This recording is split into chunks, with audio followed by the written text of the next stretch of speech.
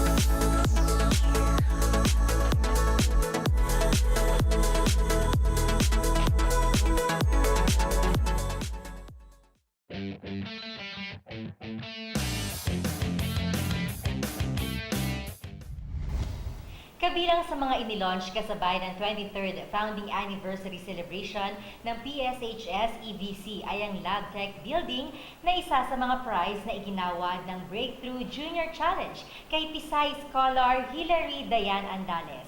Muli natin siya makakasama ngayon upang ikwento ang tungkol dito. Let us all welcome Hilary. Hi! Hello po. It's nice to see you again, di ba? Yes, Ayan talagang kami na pumunta dito sa lugar mo. Ang ganda-ganda, in fairness. So, kumusta ka? Okay lang po. Grade 12 na po ako ngayon kasi last year, grade 11 pa lang ngayon. I'm in a new grade, tapos may bago na po akong academic life. Oo. So, after ba nung yung entry dun sa Breakthrough Junior Challenge, meron bang, in a way, kaibahan? Siyempre, yung mga schoolmates mo, di ba parang sobrang iniidolo ka na nila ngayon? Opo. Parang nung after nung challenge po, nung nakita ng mga friends ko, lalo na nung nag-start yung Life Brigade, marami yung nakakita ng entry ko. Tapos marami nagko-congrats, maraming nagsasabi na parang thank you for inspiring us. Tapos nakaka-humble po yung mga ganun. And marami rin po nagsasabi sa akin na breakthrough girl daw. So meron ka ng tata. Breakthrough girl daw. Tapos overall, yung friends ko, masaya naman po sila nung nalaman nila yun. And of course, your family. Yes po. So iba talagang support ng family, Yes di po. ba? Yung family ko po yung tumulong talaga sa paggawa ng entry ko, tapos nagsusupport ng kung ano man yung kakailanganin ko, binibigay po nila. And with that, eto na, nakita na natin yung bunga ng iyong paghihirap. Yes po. Etong LabTech, kwento mo sa amin, ano ba itong nilalaman nitong LabTech na ito? So, nung after ng Breakthrough Junior Challenge po, nung nanalo ako ng popular vote, inawardan po ako ng Breakthrough Prize Foundation ng isang DNA Learning Center. Okay.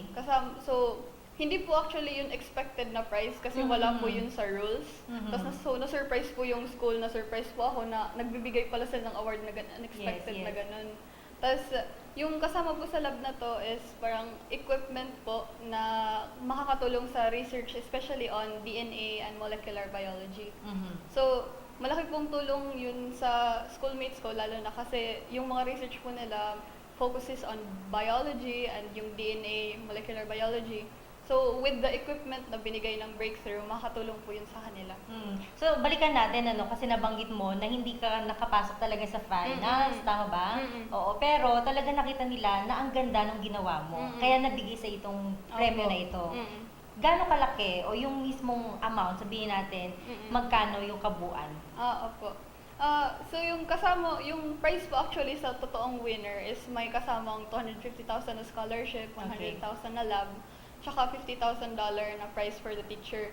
Pero since hindi po ako nakaabot sa winner, yung totoong winner na title, yung nabigay po sa akin is special prize. Yung kasama doon is yung $100,000 na lab. Okay. Which is really big po for us, especially.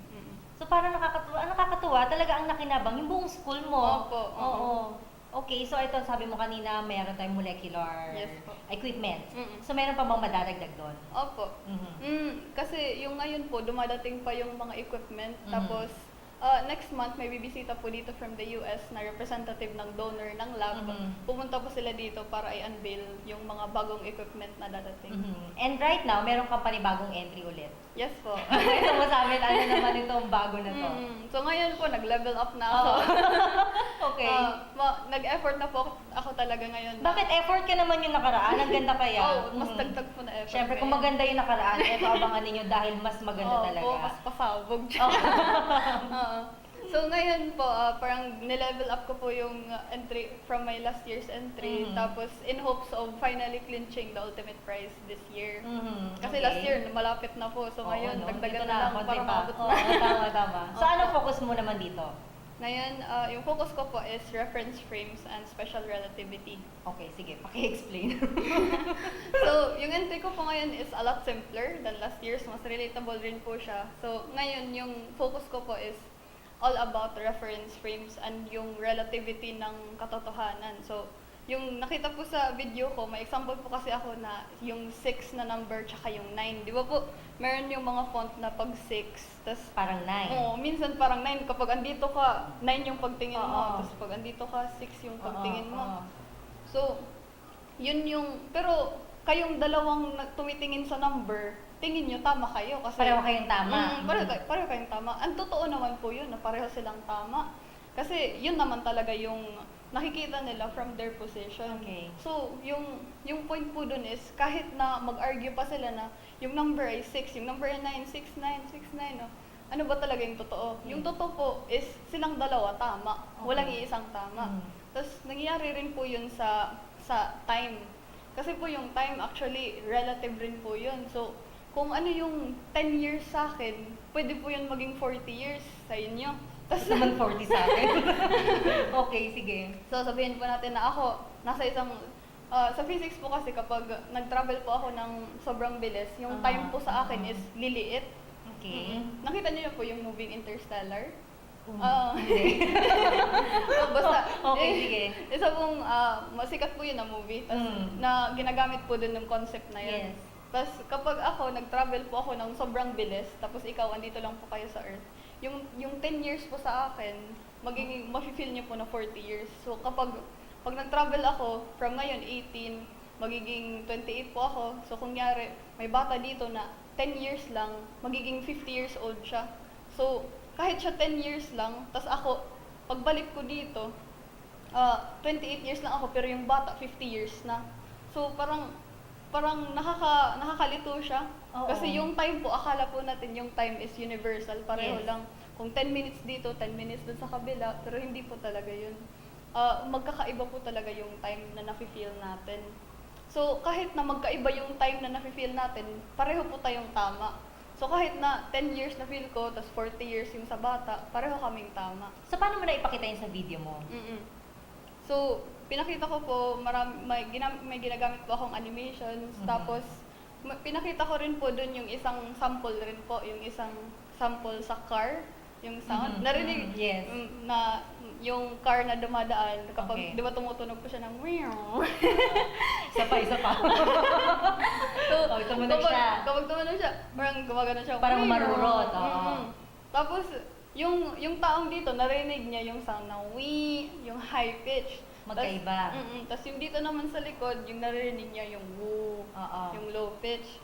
So, kahit na magkaiba yung naririnig nila, so, dahil magkaiba yung naririnig nila, nag-aaway sila dun, di ba? Kasi magkakaiba. So, sino naman yung tama? Yung sa totoo po, silang dalawa yung tama. Oo. So, yung point po talaga ng video ko na kahit dalawa kayong hindi magkakapareho yung nakikita, yung naririnig, yung na-observe, na-feel, pareho pa rin po kayong tama. So, hindi po, kahit na mag-argue kayo, dapat hindi, minsan may mga situations na kahit kailan hindi kayo magkakasundo kasi kayong dalawa tama. Ang ganda, no? Kasi with that scientific method, pwede mo rin i-apply yan sa talagang sa buhay natin, di ba? Sa sitwasyon na dinaraanan natin araw-araw. Tama yun na kasi merong, sabi mo, sa likod, iba tunog, sa harap, iba rin ang tunog. Actually, hindi ko pa rin na-witness na magkaiba pala tunog nun. Oo, pero ikaw, napag-aralan mo yun. Pero bakit naman doon ka nag-focus ngayon? Ano naisip mo? Bakit itong tututukan mo ngayon na study? Kasi naisip ko po na relatable rin po siya, and yung important po kasi sa competition is yung relatable siya to normal people, understandable siya. So ngayon, I think na yung topic na yun na-deliver po niya kasi relatable po. Kasi kung iisipin natin, kunyari, kung i-apply natin to real life, yung concept na yun, meron naman pong mga issue or mga bagay-bagay na yung nakikita natin, hindi yun yung nakikita ng iba. Yes. So, of course, meron pong mga arguments na mangyayari dahil dyan. Pero, minsan naman po, dahil sa pagkakaiba ng nakikita natin, pagkakaiba ng perspective, ng reference frame, of course, may argument. Pero, tayong dalawa po, kahit magkaiba yung nakikita, tayong dalawa pa rin po yung tama, according to our point of view. So, dapat lang magkakaintindihan kayo na walang mali, pareho lang kayong tama. Ganun pala yun. Oo, pareho kayong tama kasi po, magkakaiba yung nakikita nyo, magkakaiba yung naiisip nyo, yung beliefs nyo, gano'n. Okay. Pero ikaw talaga, hiling mo yan, yung paggawa mo ng mga video-video, before ka sumali sa contest ha, talaga mahilig ka na yan. Hindi po actually, nag-start lang ako ng pagkahilig ng video after ng breakthrough. Okay. Yun yung nakapag-start ng interest ko na mag-communicate ng science.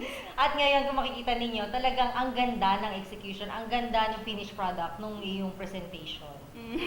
Congratulations. Thank you. And meron ka pang mga huling mensahe? At invite na rin natin sila. Siyempre, ito, panibagong challenge ito na sasalihan mo.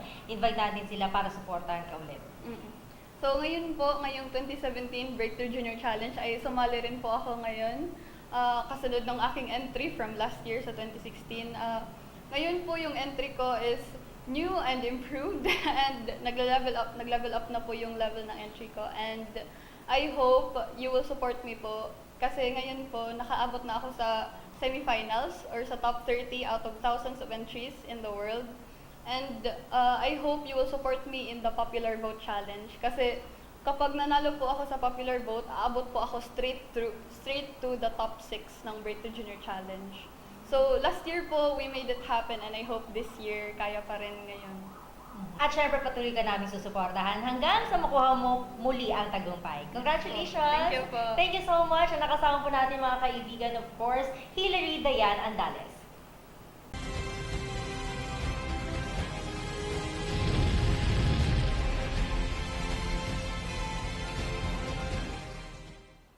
Hello po, ako si Hilary Den Andales, isang grade 12 student dito sa Philippine Science High School, Eastern Visayas Campus.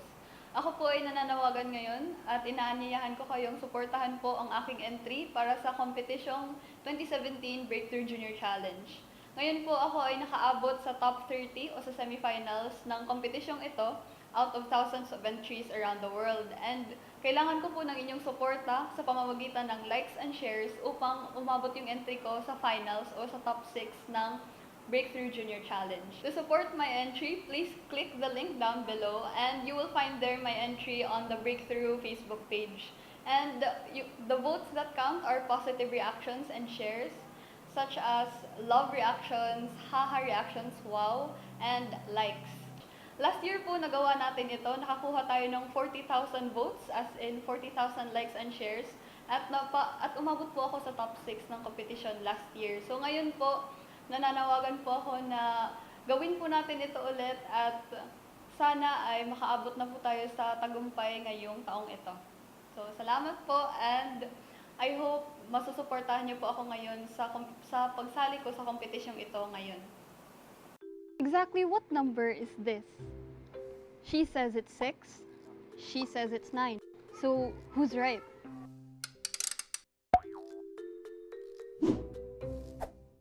Actually, they're both right.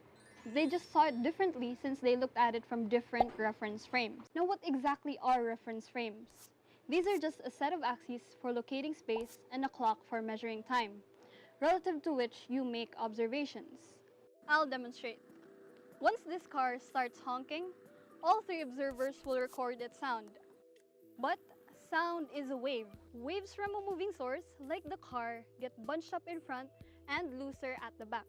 So for our case, those behind the car should hear the loose sound waves, a low pitch, while those in front should hear a high-pitched sound. When I analyzed their recordings, that was exactly what I found. So what sound was the car really making? A high-pitched sound? A medium-pitched sound? Or a low-pitched sound? Well, it was really making all three pitches at the same time, each pitch relative to one observer. Then what if we had infinitely many observers? Then the car would be making infinitely many sounds, each sound relative to one observer. And even if they all disagreed, no one observer is wrong.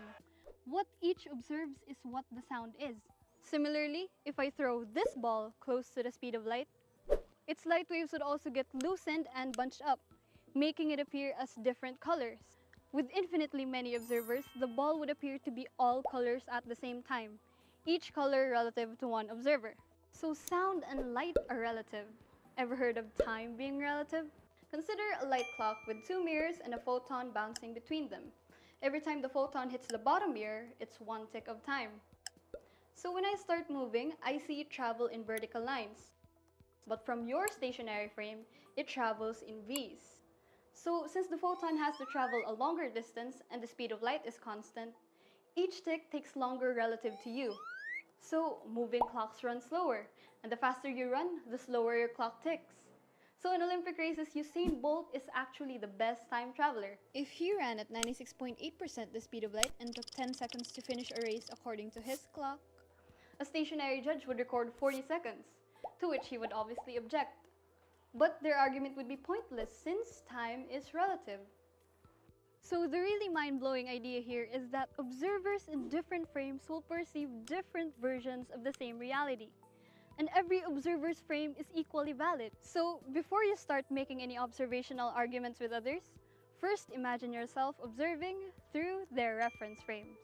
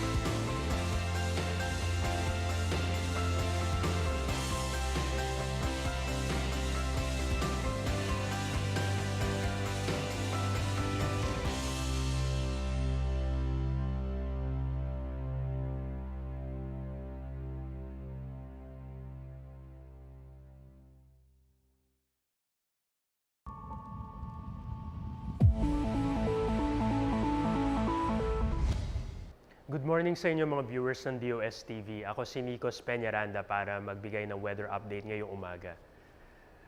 Ito pong si Tropical Depression Ramil ay patuloy na kumikilos na pakanluran o westward sa bilis na 15 kilometers per hour. At taglay pa rin ang lakas ng hangin na 55 kilometers per hour malapit sa gitna at may pagbugso or gustiness na umaabot sa 65 kilometers per hour. Kasalukuyan ito ay nasa 230 kilometers west ng Coron, Palawan, nasa ibabaw ng Philippine or West Philippine Sea itong bagyo.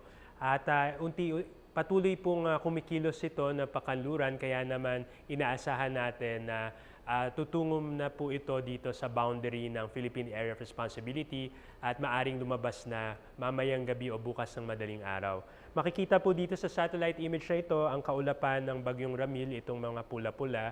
At makikita din natin na meron mga ulap na nai-induce ang bagyong ito dito sa area ng Southern Luzon. So may interaction kasi ang masa ng hangin na tinutulak ng bagyo dun po sa hangin po ng ating amihan o northeast monsoon kaya maulan ng panahon. Ngayon, makikita natin sa track ng bagyo sa kasalukuyan. So, nandito po sa area na to ang bagyong si Ramil. At inaasahan natin na magtutuloy-tuloy po itong kumilos westward at tutungo po eventually sa bansang Vietnam bandang weekend. Yes. So, dito po sa ating weather sa Luzon, katulad na sabi natin, meron tayong mga light rains na inaasahan dahil po sa amihan dito sa Ilocos Region. So may mga chance ng mga pag-ambon at mga mahinang pag-ulan ang mararanasan. Pero may kalakasan po yung mga ulan or mas madalas yung mga scattered rain showers at tinatawag natin dito po sa Mimaropa area kasama na ang Metro Manila. Pero mas marami pong malawakan po ang mga pag-ulan, especially po dito sa eastern section po ng Luzon, kasama na ang area ng Mindoro at itong area ng Quezon. Sa western side po, yung Metro Manila at Central Luzon, mas bahagya po yung effect ng mga ulan ngayong araw. So, bugso-bugso lang or intermittent ang maranasan natin na ulan ngayong araw. Pero magdala pa rin po ng panangga sa ulan dahil nga maulan ang panahon ngayong araw. Mas maganda ang panahon na inaasahan natin dito sa Kabisayaan at inaasahan lang na meron tsansa nito mga pulu-pulong pag-ulan pagdating ng hapon o gabi. 32 degrees ang inaasahan temperatura dito sa Iloilo at 32 naman sa Metro Cebu. Samantala sa Davao or sa Mindanao rather, maganda din ang panahon na inaasahan natin pero mataas po ang tsansa ng malalakas na thunderstorm pagdating po ng gabi dito po sa area ng Mindanao. Kaya abiso din ukol sa posibleng flash flooding pag meron pong nabuong mga thunderstorms. 33 degrees po sa Buanga City at 33 degrees naman sa Davao City at 32 sa Cagayan de Oro City. Ngayon dahil nga sa malakas na amihan, meron po tayong babala na kaugnay po ng lagay ng ating karagatan dito sa Northern Luzon. So dito po sa Batanes, Calayan, Babuyan Islands, Cagayan, Isabela at Northern Coast po ng Ilocos Norte, dito po yan sa area po ng Pagudpod, meron po tayong gale warning. So ibig sabihin, mapanganib po maglayag ang ating mga maliliit na maritime vessels dahil nga sa masamang kondisyon ng dagat. Ngayon sa ating 3-day outlook, sa Metro Manila, maganda po ang panahon na inaasahan bukas, although may mataas na chance tayo ng thunderstorms pagdating po ng Sabado at Linggo, so sa weekend. So maganda po magdala po tayo ng payong pagdating ng weekend dahil may chance ng thunderstorms. 24 to 31 degrees po hanggang Saturday at mas mainit po ng konti sa Sunday with 24 to 32 degrees. Ngayon dito naman sa Baguio City, maganda ang panahon ngayon sa Baguio City. Meron lang tsansa nitong mga pag-ambon dahil sa amihan. Pero mas mataas ang tsansa nitong maulap at may light rains pagdating po ng Sunday. Nananatiling mild temperatures tayo with 17 to 21 degrees bukas and then 16 to 22 degrees sa Sabado at mas malamig po ng konti pagdating po ng Linggo. Dito naman sa Metro Cebu, mananatili po ang magandang panahon pero meron tsansa nitong mga thunderstorms pagdating po ng hapon o gabi. 25 to 32 degrees bukas and then 24 to 33 pagdating ng Saturday, 25 to 32 naman pagdating po ng Linggo. Sa Metro Davao, mananatili po ang magandang panahon maliban po sa posibleng thunderstorms pagdating po sa hapon o gabi at mananatili po 24 to 33 degrees hanggang weekend. Ang araw naman sumikat kaninang 5:52 at mamaya po lulubog ang araw ng 5:27 ng hapon. Yan po ang latest weather update sa mga oras nito. Maraming salamat. Si Nicos Peñaranda nag-uulat. DOSTv would like to thank Filipino Creazione de Mano Incorporated. Visit their showroom at ground floor lobby, PSMBFI Building, 318 Santolan Road, West Crames, San Juan City. SciTev, the world's leading source of reliable and authoritative news, views, and analysis on information about science and technology for global development. Visit their website at www.scitev.net. And that's it for today. For more information, just log on to www.dostv.ph and visit our social media accounts. Abangan din ang updates sa lagay ng panahon mula sa DOST Pag-asa tuwing alas 5 ng umaga at alas 5 ng hapon. Always remember, in progress, science is the key. Kaya sabay-sabay tayong makiisa at gamitin ang siyensya. Kami ang DOSTv, the program that delivers science for the people.